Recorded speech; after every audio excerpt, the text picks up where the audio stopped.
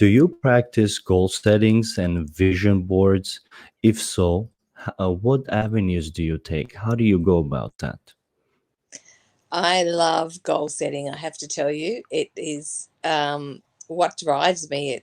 What keeps me on track, and it's what gives me purpose. So I've been a great goal setter for probably the last 20 years, but in particular, I remember the year before I turned 45, my group of friends that I was with were all about, I don't know, 5 or 10 years older than me. And we were sitting having lunch one day, and this group of people were saying, oh, we're all turning 50 next year. What are we going to do? And one said, oh, I want to go on a cruise. And another said, I want to go to Fiji and I want to do this. And they're all talking about that. And it came round to my turn because I'm the youngest in the group. And they said, oh, what do you want to do for your 50th? And I said, I want to trek the Inca Trail to Machu Picchu in Peru. I'm sorry, And they would you say that again? Your voice got interrupted. I'm so sorry. And they asked you that's all what right. would you like to do, and you said what? I want to trek the Inca Trail to Machu Picchu in Peru. And they thought, Oh, oh, wow, that's amazing. And so when I left that lunch, I thought, now I've said it, I've got to do it. That's what I'm going to do. So I had 5 years and I put it out to my friends and family and I said, I'm going to do the Inca Trail in 5 years' time. Anybody want to come with me? That would be great. So my two sisters, who are younger than me, one's 3 years younger and the other's 6 years younger, said, yep, we'll come with you.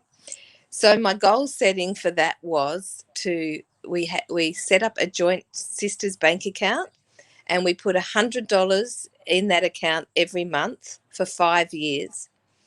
And in the last year before we went away, every day on Facebook I posted something about Peru that people wouldn't know.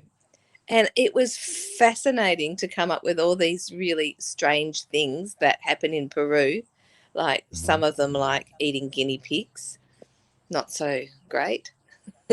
But other things like on the 1st of January, um, people wear yellow underwear because it's supposed to bring good luck.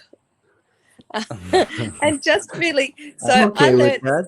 I learned some really strange things about Peru, but the goal setting of it was for me to put that process in place and to stick true to that goal. So in so I'm now 56. So in 2015, my two sisters and I boarded a plane from Melbourne. We had to fly to Sydney, then to Auckland in New Zealand, then to Santiago in Chile, and then up to Lima in Peru. It took us 36 hours to get there.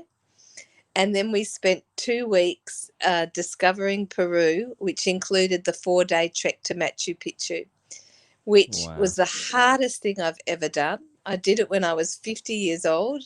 I was the oldest person in my group, but we did it. And I remember standing on the edge of the rock at the Sun Gate at 8 o'clock in the morning, looking down on Machu Picchu, tears streaming down my face. And my baby sister was crying as well, but only because she's afraid of heights.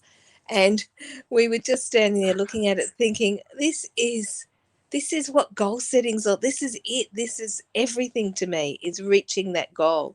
So I do that every year. In about December, I sit down and I work out what my goals for the next 12 months are.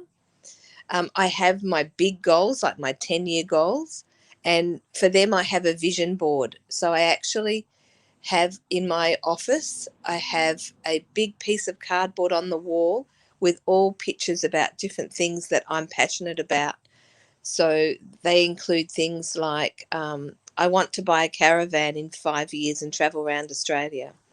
Um, I have a big picture of the dollar sign with debt free written next to it.